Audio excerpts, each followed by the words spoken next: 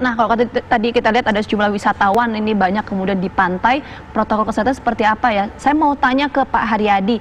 Pak Haryadi, gimana ya Pak ya kemudian memastikan bahwa protokol kesehatan ini juga bisa berlangsung di lapangan, misalnya tadi di pantai, tapi juga roda ekonomi juga bisa berjalan?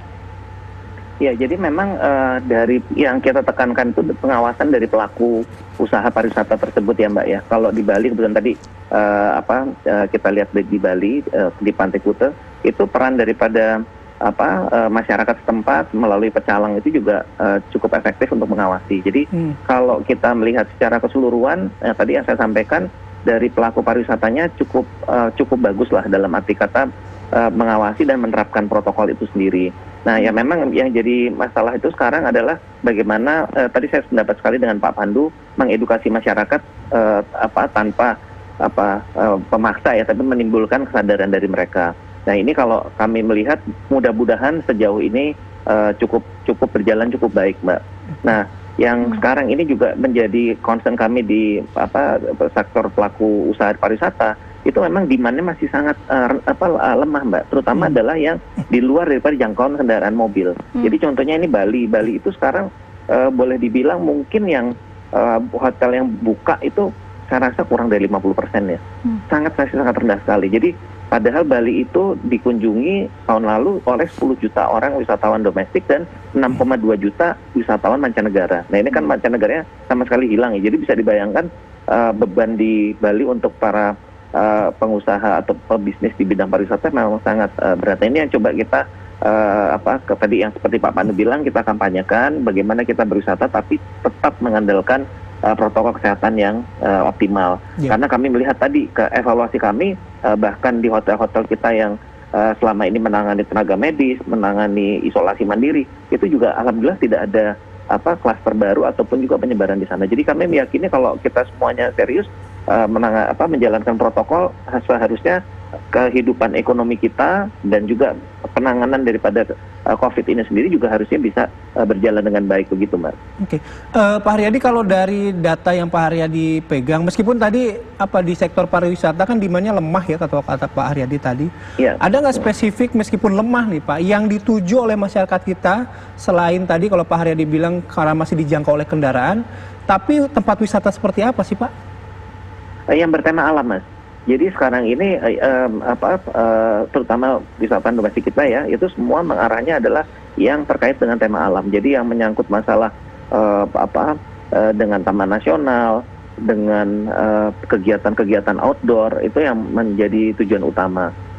Kalau yang rekreasi tertutup ya indoor, taman rekreasi yang yang dalam tanda petik ya yang yang ininya tidak terlalu luas itu masih agak lemah. Jadi kelihatannya mereka mengarahnya kalau dari wisatawan domestik kita adalah ke arah yang luas gitu dan bertema alam. Oke, nah tadi saya mau nanya ke Pak Haryadi lagi soal masukan dari Pak Pandu, kan ada soal edukasi dan juga inovasi ya. Edukasi mungkin sudah dilakukan oleh para pelaku usaha. Ada nggak Pak Haryadi mengenai inovasi yang mungkin saja seperti Pak Pandu bilang tadi bisa meningkat mengeluarkan insentif sehingga masyarakat juga datang ke tempat wisata merasa aman, kemudian juga nyaman dan menjadi ladang edukasi juga bagi kita semua. Iya, saya rasa usulan dari Pak Pandu sangat bagus sekali ya, walaupun kami tidak secara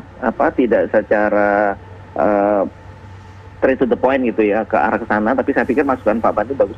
Mungkin kita bisa, kalau untuk dari pelaku pariwisata memberikan insentif seperti itu sangat tidak masalah.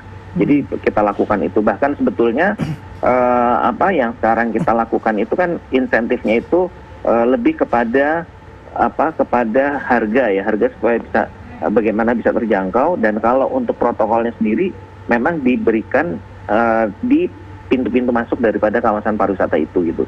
Itu yang kita lakukan. Jadi tapi kalau insentif bahwa kalau dilakukan itu akan mendapatkan hadiah dan sebagainya, saya pikir masukan yang bagus juga sih. Hanya nanti kita perlu lihat kira-kira apa ya yang mendorong mereka untuk untuk bisa kita berikan reward gitu ya terhadap kepatuhan mereka.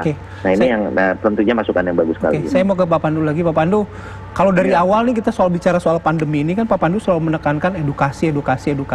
Faktanya kan masih banyak yang abai nih Pak Pandu. Tadi kita juga lihat di Puncak Bogor gitu, malah ada yang nggak pakai masker terus kena razia gitu. Kalau itu kan dari sisi masyarakatnya, bisa nggak sih sebenarnya atau masukan dari sisi pelaku usaha, terutama usaha pariwisata agar memaksa nih masyarakat yang ke wilayah mereka ini untuk tetap menjalankan protokol kesehatan itu? Oh, bisa sekali, bisa sekali. Jadi sebenarnya gini, kita kan perlu juga kampanye. Jadi perlu kampanye tempat-tempat pariwisata yang aman. Kita kriterianya aman itu apa? Salah satu memang terbuka, terus pengelolanya benar-benar melakukan untuk mengimplementasi 3M ya. Kemudian juga ada sebanyak kegiatan-kegiatan yang memastikan itu. Jadi kalau itu di ranking dan kemudian kita melakukan evaluasi, listing tempat-tempat pariwisata yang aman. Yang ranking pertama akan mendapat penghargaan dan masyarakat juga tahu ranking kedua, ranking ketiga terus saja. Dengan demikian maka tempat-tempat pengelola wisata akan berlomba, berkompetisi untuk mendorong kampanye bahwa mereka adalah tempat yang aman. Ayo datang ke tempat saya karena tempat saya dipastikan aman dan jangan takut dan juga tetap melakukan protokol kesehatan. Dengan demikian sebenarnya kita bisa menggiatkan ekonomi dengan mengkampanyekan tempat yang aman. Karena sebagian masyarakat ada yang masih belum mau datang gitu ya, karena masih khawatir. Dan ini yang perlu diedukasi juga dari masyarakat dan juga dari pengelola tempat wisata bahwa mereka ingin mempertahankan ranking amannya itu ranking yang terbaik gitu. Dengan demikian kan sebenarnya kita bisa mewujudkan atau memulihkan ekonomi dan juga mengendalikan pandemi. Itu pernah saya modelkan di dalam matematika pemodelan ya, bahwa kita bisa kok membuat kendali pandemi sekaligus juga memulihkan ekonomi. Sudah saya presentasikan ke komite bersama Pak Raden Pak Dede. Inilah caranya yang gini. Dan itu yang harusnya kemudian dioperasionalkan. Tapi rupanya nggak nyambung tuh antara ide yang disampaikan dengan bagaimana operasionalisasinya, bagaimana eksekusinya. Nah inilah mari kita bekerja sama supaya masyarakat juga tidak terlalu tertekan gitu kan, tapi dia membangun kesadaran dan juga pengelola tempat pariwisata sudah mulai bisa kegiatannya jalan. Dengan demikian kan kita bisa hidup lebih cerah dalam era pandemi ini.